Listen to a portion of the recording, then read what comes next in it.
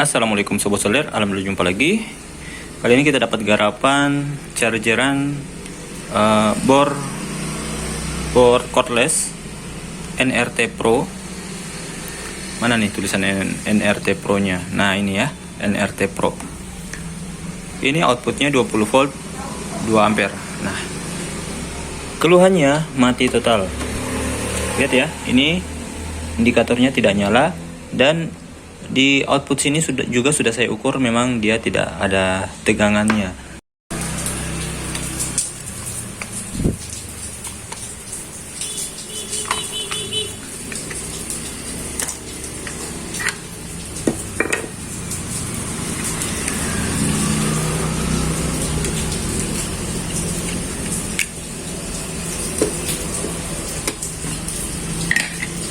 Nah ini dia Sobat Solder, jeroan dari adaptor charger NRT Pro.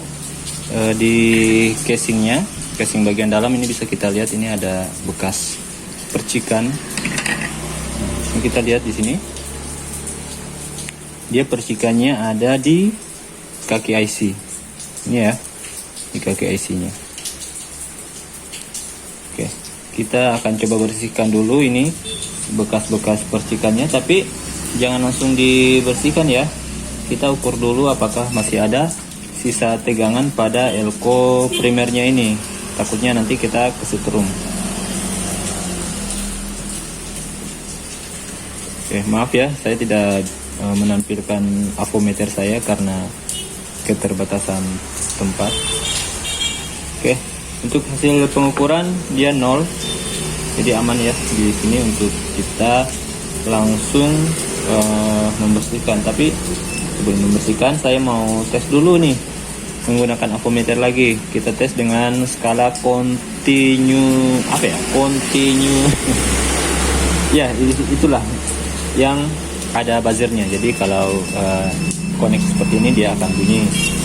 Kita cek ya, kita cek di antara kaki min dan plus di elko primernya. Nah ini dia tidak bunyi, artinya tidak korslet ya. Kita cek di bagian dioda primernya, ini aman, sebelahnya juga ya aman. Nah kita cek bagian sekringnya. Nah, di sini sekring dia menggunakan resistor ini ya. Nah, ini resistornya dia pakai yang 1 watt, nilainya 3,3 ohm. Kita tes ukur. Nah ini ternyata dia putus untuk resistor sekringnya ini. Oh ya, untuk IC nya ini dia pakai IC 62539 CRE CRE 62539. Ini ya, saya coba dekatkan. Ya pokoknya itulah, maaf kalau tidak kelihatan. Oh ya, dan di belakangnya ini dia juga ternyata punya ini ya, ada IC regulatornya, jadi dia tidak langsung keluar. Nah ini IC ini yang mendeteksi apakah baterainya sudah full atau belum. Oke ya, kita coba bersihkan dulu sisa-sisa ini ya, sisa-sisa percikannya di antara kaki ini ya, kaki output dari IC nya. Ini kaki nomor 5, ini bagian output. Kalau di switching yang pakai MOSFET itu ini di bagian kaki drainnya, atau kalau di yang pakai transistor bipolar, ini adalah bagian yang nyambung ke kaki kolektor transistor finalnya. Ini ya, dia muncul percikan antara ini dengan ini adalah jalur kemana nih, kita lacak ya.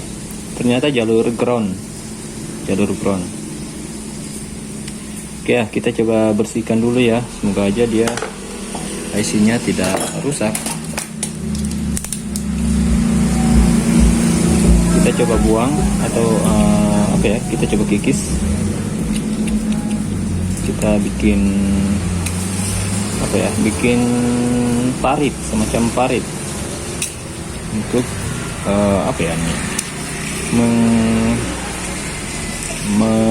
menghalau menghalau listriknya agar tidak lompat.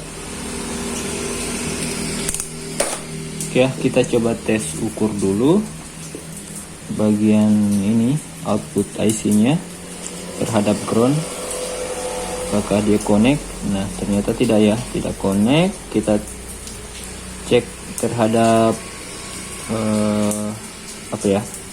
kaki groundnya terhadap ground sekunder. Kita ingin memastikan apakah resistor ini dia putus ataukah tidak. Maaf, resistor yang ini adalah resistor 0,82 ohm di paralel, dua buah. Nah, ini ternyata dia aman ya. Oke, aman. Jadi nanti kita akan coba menggunakan ini dulu. Kita akan coba menjumper dulu. Kita akan coba jumper dulu sebelum mengganti resistor fuse-nya itu. Ya, kita akan jumper di kaki resistornya.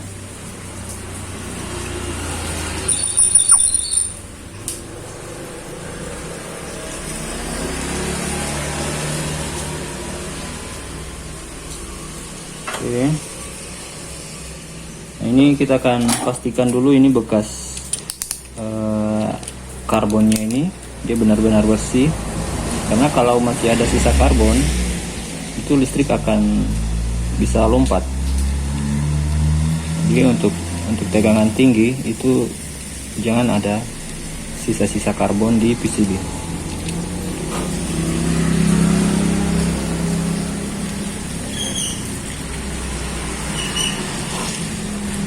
Kita akan bikin coakan sedikit di PCB-nya untuk membuang sisa karbonnya yang bekas terbakar. Ini demi keamanan.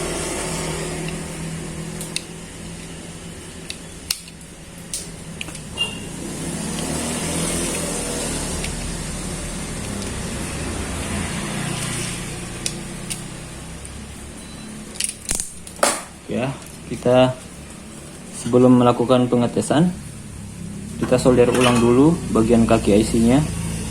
Ini saya solder ulang karena saya lihat solderannya agak tipis, tidak retak sih, tapi agak tipis. Untuk solderan yang tipis-tipis, untuk bagian yang panas itu dia lama-lama rawan sekali untuk mengalami keretakan. Ini di kaki trafonya juga saya solder ulang.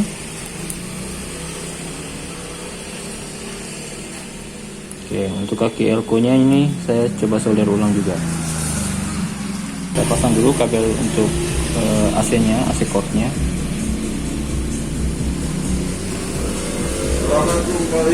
Oh ya, mari Pak. Baik sobat solder, sekarang kita tinggal mencolokkannya ke top kontak dan kita siapkan avometer. Nah, kita lihat ya, di sini dia punya indikator. Terus ini kabel outputnya kita coba tempelkan kabel output ke probe avometernya dan kita colokkan. Bismillahirrahmanirrahim. Oke, lampu indikator nyala hijau dan di sini ada tegangan 21,50 21,5 volt. Jadi ini masih dalam batas toleransi karena ini outputnya adalah 20 volt.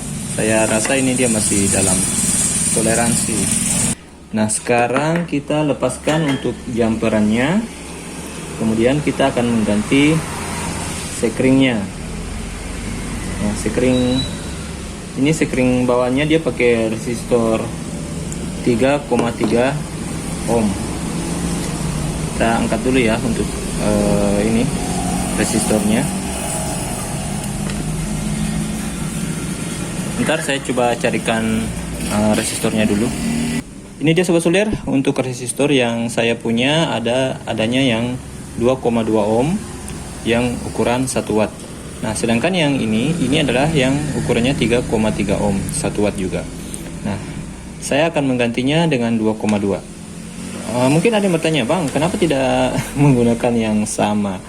Ya karena adanya yang ini, cuma ini 2,2 ohm. Nah, apakah aman? Ya, insya Allah aman-aman saja. Karena ini fungsinya hanya sebagai sekring. Ya. Kalau begitu, kalau misalnya di tempat teman-teman tidak menemukan yang 3,3, tidak ada menemukan yang 2,2, bolehkah pakai yang 1 ohm? Boleh, sangat boleh. Tapi resikonya apa? Kalau pakai yang 1 ohm, ya resikonya dia bakal agak lambat ya untuk putus kalau terjadi korsleting. Nah, ini kita pakai yang tidak jauh dari 3,3 ohm untuk pengaman ya, agar jika sewaktu-waktu terjadi korsleting seperti yang tadi di sini ada percikan seperti itu, dia resistornya akan cepat merespon untuk putus. Nah, kalau tidak punya resistor, kalau diganti menggunakan sekring, bagaimana Bang? Bisa juga, tapi sekringnya jangan yang kebesaran ya. Kalau mau pakai sekring, pakainya yang antara 0,5 sampai 1 ampere. Oke, kita akan pasang ke tempatnya. Nah, ini tempatnya ini saya sudah mengikis bekas karbonnya, tapi saya agak kurang yakin sih. Nah, jadi di sini saya akan mengisolasinya agar kita lebih yakin untuk barang ini aman. Nah, mungkin ada yang bertanya, Bang, itu apakah harus menggunakan isolasi yang seperti dipakai di video yang berwarna kuning? Tidak juga. Bisa pakai isolasi kertas, atau bisa pakai isolasi ataupun lakban plastik lainnya. Ini saya punya juga, ini bahannya plastik, tapi yang ini dia tidak gampang meleleh. Tapi kalau tidak punya yang seperti ini, yang kuning seperti ini, ya bisa pakai yang biasa-biasa aja. Oke ya, kita pasang ke tempatnya, tinggal colokan aja.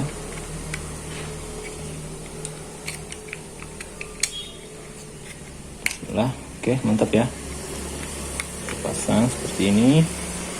Terus, nah ini kita lihat, ini ada seperti ada lembab-lembabnya.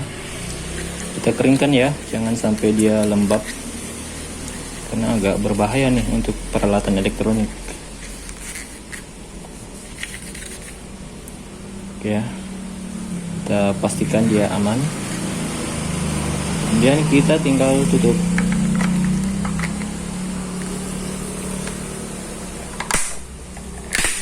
Oke, mantap. Oke, kita tinggal tes. Bismillah. Bisa dilihat di sini indikator hijaunya nyala, dan kita tes ukur tegangan. Ya, 21,5 volt. Terima kasih Sobat Solder telah menonton. Semoga bermanfaat. Wassalamualaikum warahmatullahi wabarakatuh.